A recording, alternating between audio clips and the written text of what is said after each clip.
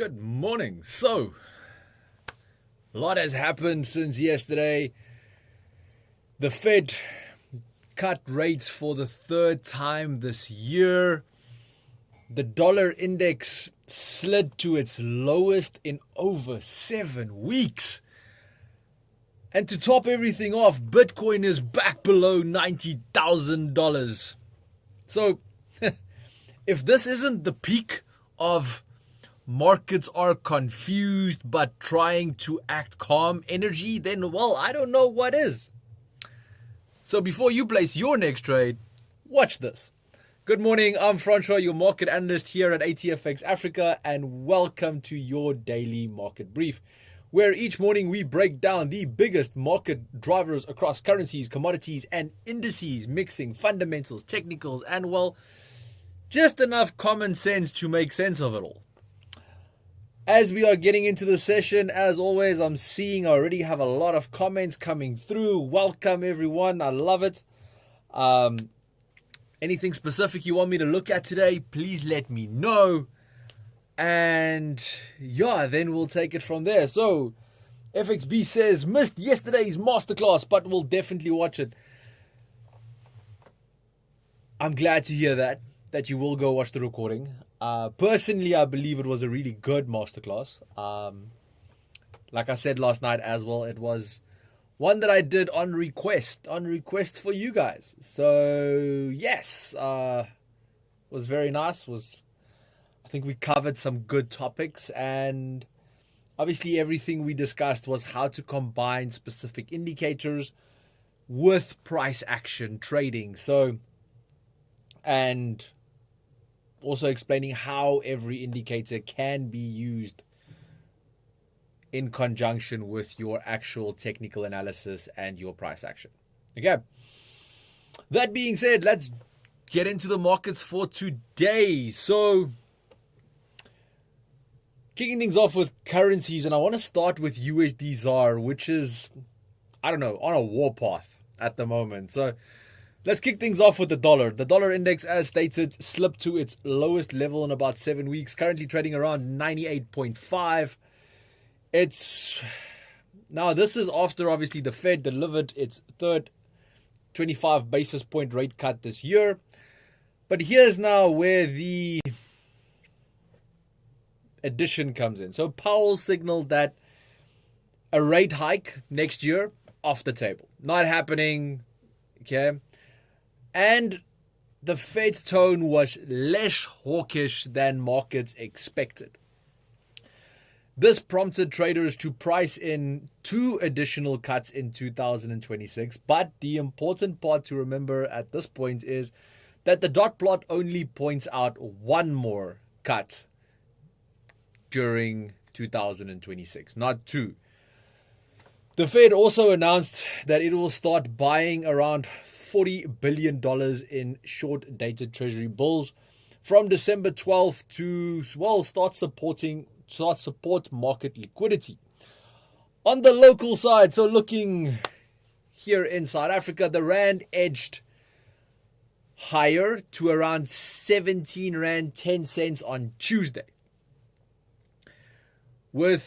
And this was mainly due to the fact that investors were focused on the ANC's 4-day National General Council, which there was also speculation over internal efforts to unseat, such a nice word, unseat President Cyril Ramaphosa. Now, the ANC also faced criticism over the slow pace of reforms and failure in basic services like water and sanitation, while local government elections could come as early as next November. Ramaphosa's message as well at the NGC was firm. End internal division and stop weakening the party from within. This was kind of what he wanted to achieve. Throughout the message that he delivered was just end internal division and stop weakening the party from within. And in contrast to the political noise, South Africa has successfully raised 11.8 billion ZAR in its first infrastructure bond sale, signaling strong investor appetite and supporting the Rand's broader credibility story. Now, despite all of this, USD ZAR is currently trading around 16 Rand 92 cents to the dollar, with the Rand up 0.7% over the past month and around 4.7% stronger over the past year, having pulled back from its April all-time highs near 19 Rand 93 to the dollar. I mean, traders, how far have we come? This is amazing. So let's quickly have a look at the charts. So having a look here, short term, the pair remains comfortably below 17 Rand to the dollar, which has become a key psychological marker as of late. Recent price action is now flirting with that 16 Rand 90 cents area. However, it has flirted a little bit there over the last week or so and then bounced higher. So just for some current reference, resistance is currently sitting at 1774. Sorry, not 1774, 1714. Sorry, 1714. I remember there was something with a 4. 1714. The higher target is sitting here around 1747. So obviously if that breaks and we get a break of the channel, that's the higher target to aim for there. Support, as stated, sitting here at 1690. And then that lower target is down here around 1770 is a lower target to aim for, obviously, once this support has broken. Just as a little additional note, we are obviously still trading within this descending channel. Now, if you have a look at that descending channel, this middle line within the channel has been acting as quite a good dynamic support level as well. So before entering any additional shorts, just personally, I would wait for a break of the actual support beam and then a break of that middle line, which is here around 1684. And then we can look for short positions down from there. I don't know. Let me know what you guys think. Definitely open to commentary on that. Where are we? Yesterday's session was the bomb. I love that. Thank you. I'm looking at gold and Bitcoin. Sorry, I meant Ethereum. Not a problem. I am going to look at Bitcoin today as well. So it's definitely one of the pairs I wanted to look at anyway. So we can add Bitcoin. We can add Ethereum. What else do we have here? Gold again. Natural gas, please. Ooh, remember that conversation from Tuesday. I'm just saying I'm in the trade. Okay? That's all I'm going to say is I'm in the trade. Oh, by the way, I haven't done that yet. But obviously, a lot of you know by now. But just as a reminder, obviously, it's been here at the bottom of the screen as well. So in this general area here, that obviously everything that I am sharing with you during this session is not to be taken as financial advice. I'm just sharing information. What you do with that information is completely up to you. So used to everyone knowing this by now. But I still have to say it. So there's no excuse. I do have to say it. Okay. Let me see. Okay, so we've got Ethereum, gold, natural gas, Bitcoin, which I'm going to look at anyway. Also, where can I find the articles of news such as rate cuts? Okay.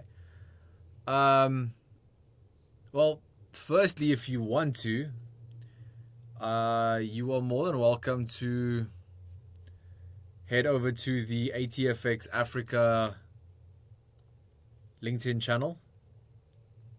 So if you head over here, you will find on the ATFX Africa LinkedIn channel, you will find multiple news articles. These are published by me personally on various events that is taking place. So obviously, like yesterday, there was oil, natural gas.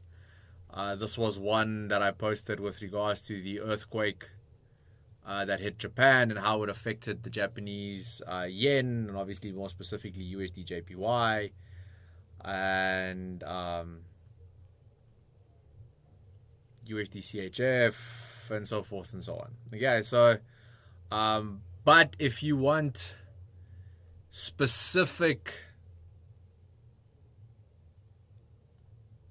data to specifically regarding the rate cuts, you go to CME FedWatch.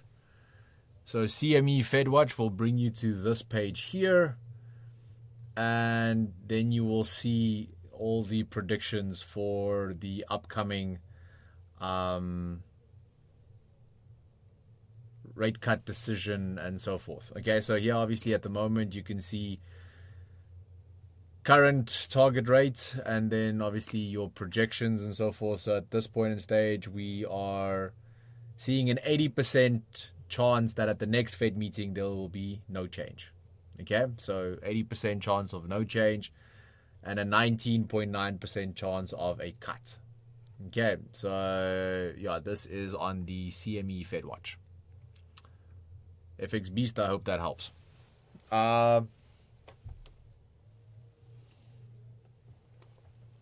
Okay, but obviously all that data I do share with all of you here on a daily basis as well. So I it's just some of the research tools that I do use when writing my own articles and obviously preparing for these live sessions and the market brief and so forth. So yes, okay. What else?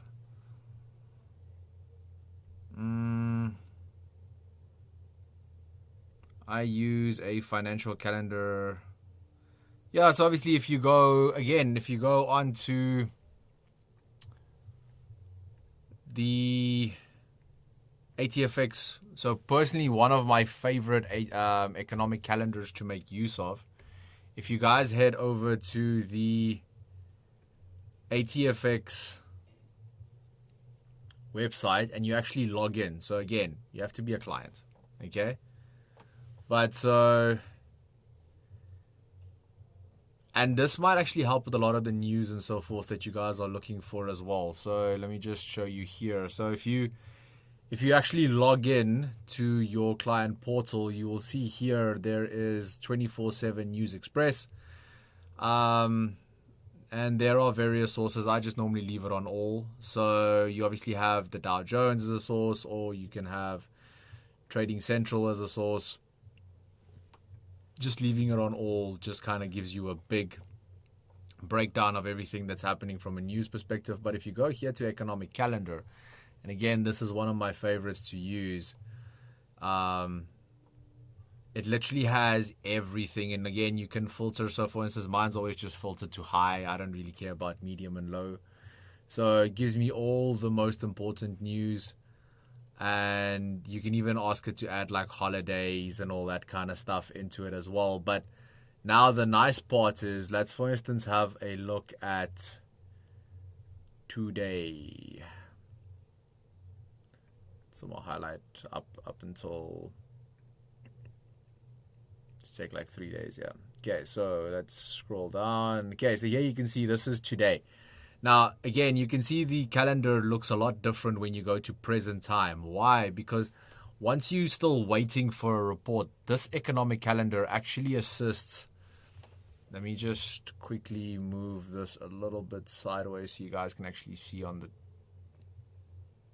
There you go. Okay. So if you have a look here on the side, it says view levels. So now if you want to trade something specific, like for instance, let's say the US jobless claims, now you can actually say view levels.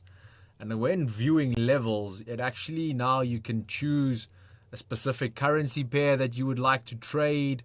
So let's for instance say Euro USD, You can choose your time frame all the way down to like 5 minutes after the event.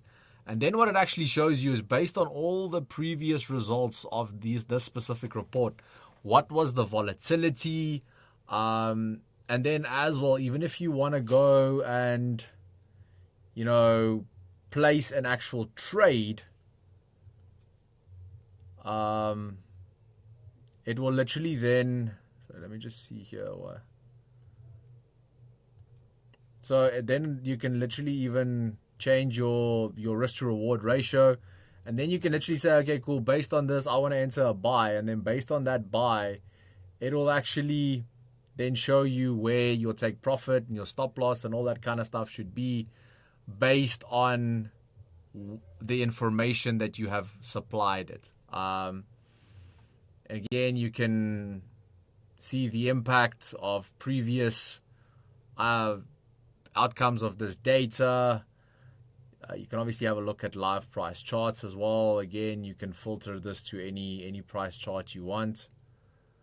Sorry, my internet's just a little bit slow today.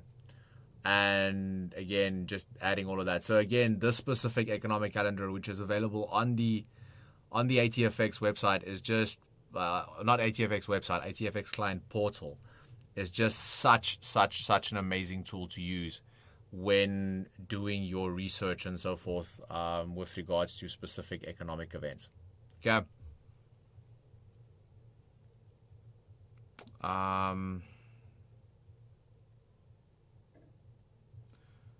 I agree with that assessment of USD ZAR. Okay, perfect. So, yeah, I think, well, let's maybe just finish off with USD ZAR as well, just to wrap up here. I think at this point in stage, the broader tone has been obviously a downtrend. I think that's pretty self-explanatory. With the Rand strength discounting a chunk of South African risk premium and reflecting strong bond performance. Okay, but something that we have to see clearly here is the downside trends are attractive, but downside trends are not always easy. Okay, sudden reversals higher remain very possible, especially with politics in play and after a major Fed event like yesterday. So while the current structure on USD ZAR favors a softer dollar against the Rand, this isn't the kind of market where you just assume the ride lower with a smooth and uninterrupted journey. Okay? I hope that makes sense. Broadcast, thank you so much, Francois, for that ATFX walkthrough. Only a pleasure. I know it wasn't really planned as part of the market brief today, but hey, that's what the lives are for, It's where I can answer and coach and help and provide some extra insights. FX Beasts, those are good tools. We'll definitely check them out. They really are. They really, really are. Okay. So I think let's move over to cryptos. I did remember there was a request for both Bitcoin and Ethereum, so let's discuss that. So cryptos are funny at the moment. And the reason why I'm saying that is one would think a dovish leaning Fed cut, softer dollar, and even new liquidity programs would be the perfect cocktail for Bitcoin instead, or even Ethereum. But instead, cryptos did what markets love to do. Okay, and what is that? It's the exact opposite of what the headlines suggest. So if we have a look at the charts now, Bitcoin is trading around 90,300 to 90,400. It is down roughly 2% on the day. And over the last 4 weeks, it's down about 11%. And here's where the kicker comes in. It's down roughly 10% year on year. Who thought we would enter into 2025 on such a high note? I mean, we came into 2025, Bitcoin at $100,000. If you don't believe me, go have a look. Okay. Last year, December, Bitcoin was at $100,000. Okay. $100,000 was nothing new for 2025. And everyone was like, 2025, Bitcoin's going to 1 million. Bitcoin could not get off that 100,000 mark. Yeah, it went to 120,000, then back to 80,000, and now is sitting at $90,000 a coin. Just showing you that the market will do what the market will do. It's that simple, okay? So obviously key drivers for crypto at the moment, we have mixed policy signals and uncertainty around the path for 2026. We obviously saw the Fed cut last night, dropping the 25 basis points. So now interest rate is at 3.25%. So, but here's the addition to this. Officials within the Fed remain internally divided. Okay, 2 members voted for no change. 6 members felt a cut wasn't appropriate at this specific stage. And the Fed only clearly signaled 1 more rate cut in 2026, not the 2 or 3 that the market had hoped for.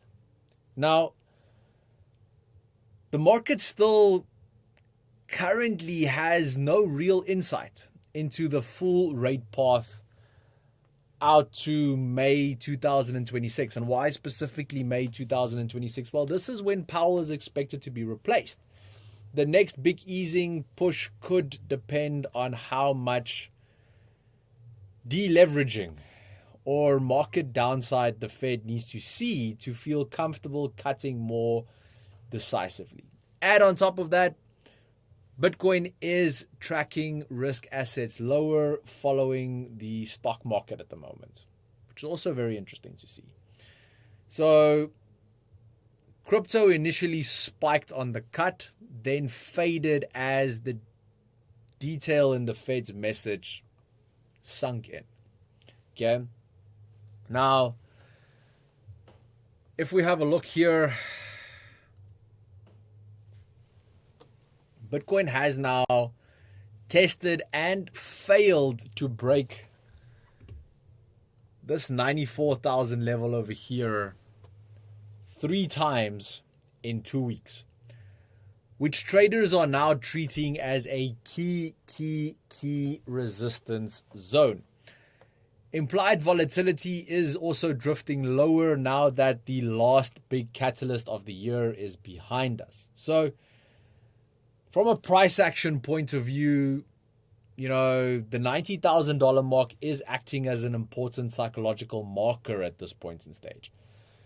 That repeat failure to break resistance is also creating a clear picture showcasing where attempts to break higher have been repeatedly rejected, and this could be, who knows, 94 could be the cap for 2025. As well, you know, the recent pullbacks fit into a pattern of lower highs and fading momentum after each rally attempt so far. At this point in stage, it's less of a collapse and more of a controlled cool down, in my opinion. The big picture now, however, is simple.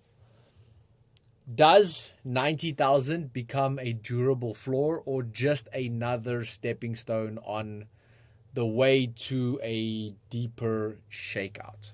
Okay. Again, I would love to hear your guys' opinion on this. If we have a look here, we obviously still on a bit of a higher time frame. We are currently in a slight bit of an ascending channel, but again, struggling to break that 94 level. And again, we are starting to get boxed in a little bit now because the channel is moving higher and higher and higher and higher, and the resistance level is still here. So it's starting to just bounce in this general area. So very much boxed in at the moment.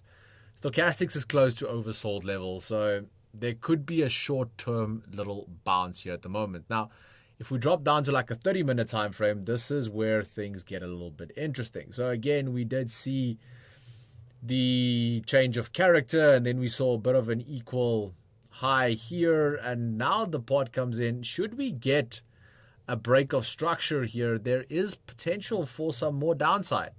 Potentially down to this 85,500 or maybe even all the way down to 81,000. Who knows? Again, we are going to wait for price action to tell us, and we're going to wait for price action to confirm. Before I would look for any buy positions on Bitcoin at the moment, I will wait for 94,000 to break and clear.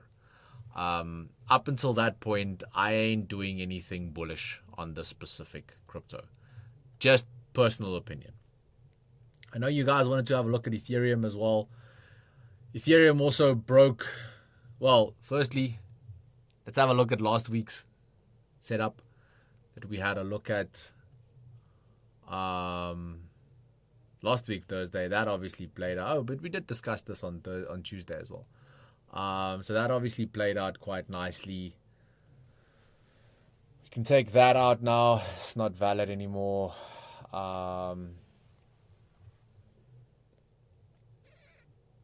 And then very similarly, this downward channel is also not valid anymore. And then slightly different to the current picture on Bitcoin, there's more of an expanding channel on Ethereum. So a bit more of a range opportunity here at the moment. And definitely slightly different structure here too. So if we're looking at the higher time frames, Bitcoin is still struggling to break. If we have a look at this higher trend here, so Bitcoin hasn't really broken that yet, so there's still a lot of resistance before we can move higher on this one specifically. However, if we look at the Ethereum story, on Ethereum, that trend has been broken and it's almost coming back for like a little bit of a retest now. So there can definitely, again, now here's that little bit of consolidation. So this consolidation here could lead to either a spike further down back to the bottom of the channel here at 2,880, or if we get a nice little change of character here and then maybe a break of structure above the EMA, we could look for some potential long positions back to that 3,500 level. These are definite options at the moment. So let me just check here. Makes sense on Bitcoin. Okay, perfect. Would I be correct in saying that 4-hour Bitcoin has a rising wedge formation? Let's go have a look.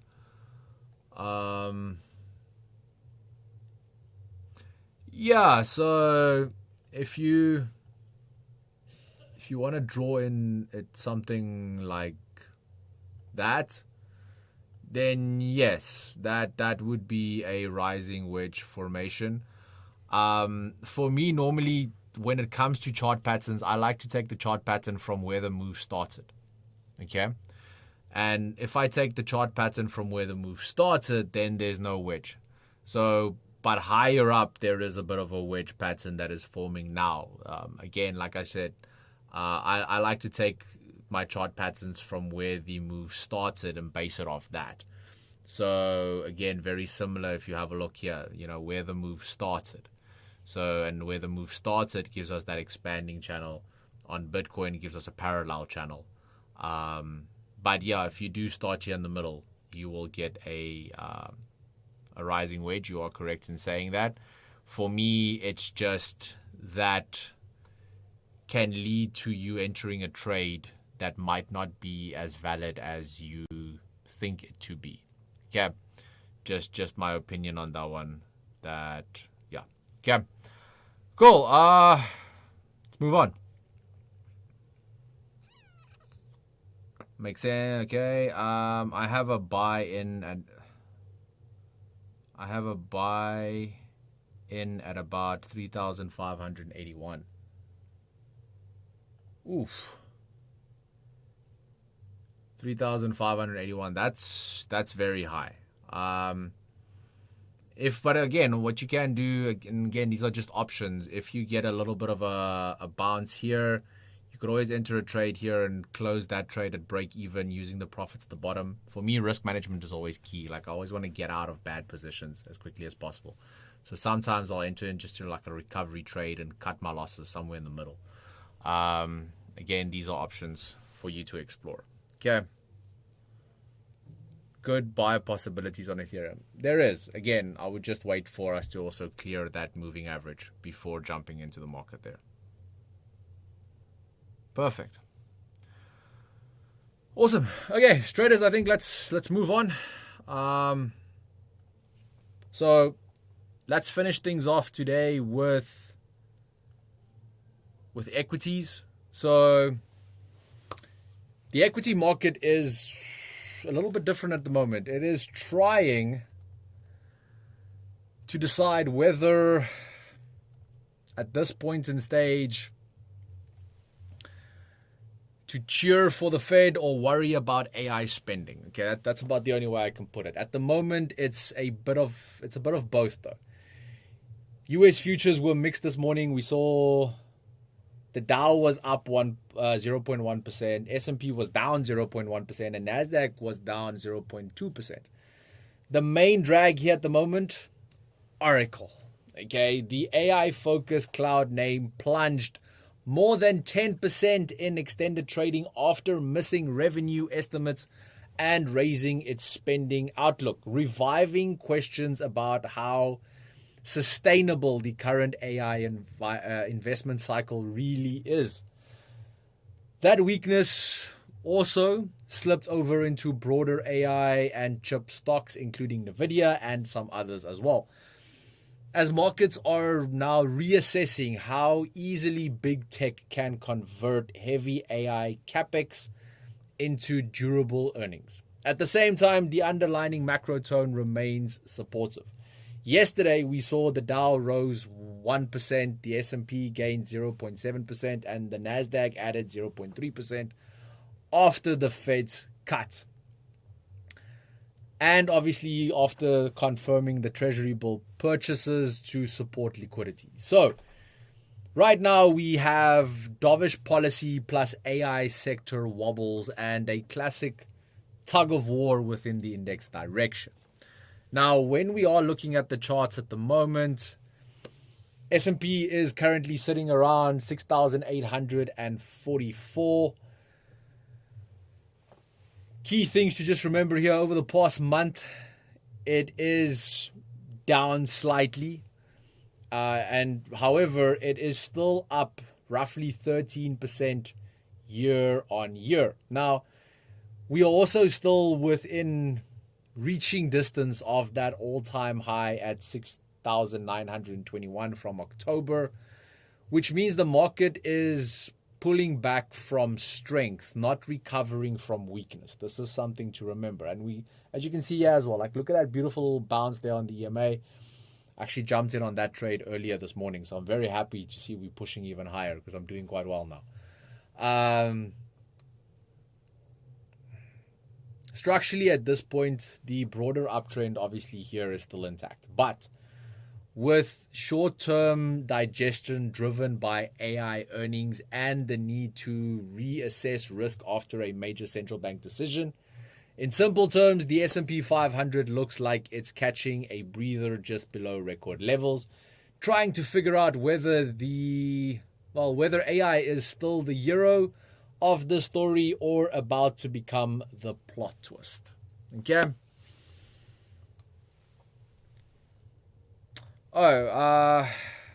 Rokar says, my apologies, 3,185. Rokar, that makes me feel so much better. Dude, I was stressing for you. 185. Wow, you actually got a pretty good entry, okay? So you a little bit in profit now. Again, you got it like right here at the bottom, basically. So again, just manage risk properly. But I do agree with your direction. I think we're heading in the right one. So yeah, I think this could work out well. Okay. Again, let's wait and see how that goes. I know you guys also asked about natural gas. So obviously on Tuesday we discussed natural gas dropping to this 38% fib. It has dropped beautifully and is now coming back for a little bit of a retest. So if you're not in and you want to get in, it might provide a little bit of an entry down here again today. Again, completely up to you. I'm just showing you what trades I'm in.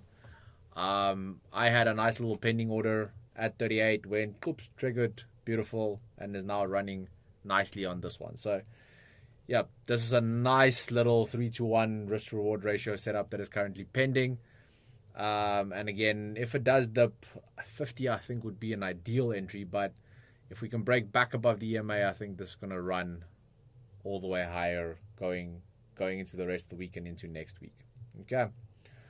And then last but not least, gold kind of did almost exactly what I said it would do on Tuesday. I did obviously say that it would most probably spike all the way up to the resistance and then drop. Didn't quite get there. It did, however, yesterday with the interest rate decision spike up exactly as I said and then dropped exactly as I said it would. It was just the size of the move was not as big as I thought it would be. Okay. Perfect.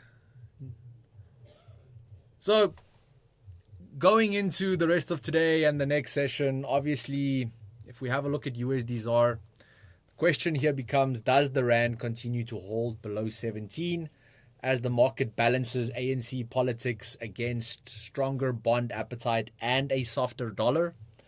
And then, does Bitcoin hold that 90,000 level if we see further deleveraging, or does a break of the handle change the tone into the end of the year? And then obviously when we're talking about stocks, does AI and cloud names stabilize, or does the Oracle-driven doubt start spreading more broadly across tech? Well, at this point in stage, we have plenty of moving parts. So don't miss the next market brief, as we will try and make sense of it all so that you can take it from there. Roka says gold was not good to me this week. Sorry to hear that. Let's try to do better next week. Okay. Traders, I think with that, we are wrapping up today's market brief, brought to you by ATFX Africa, the broker that gives you an edge in today's markets. If you're not with ATFX yet, I think you already saw the amazing tools that is there for you to use. So just head to atfx.com or click on the link in the description and we'll go and experience the difference for yourself. Traders, until next time, stay sharp, stay focused, and trade smart.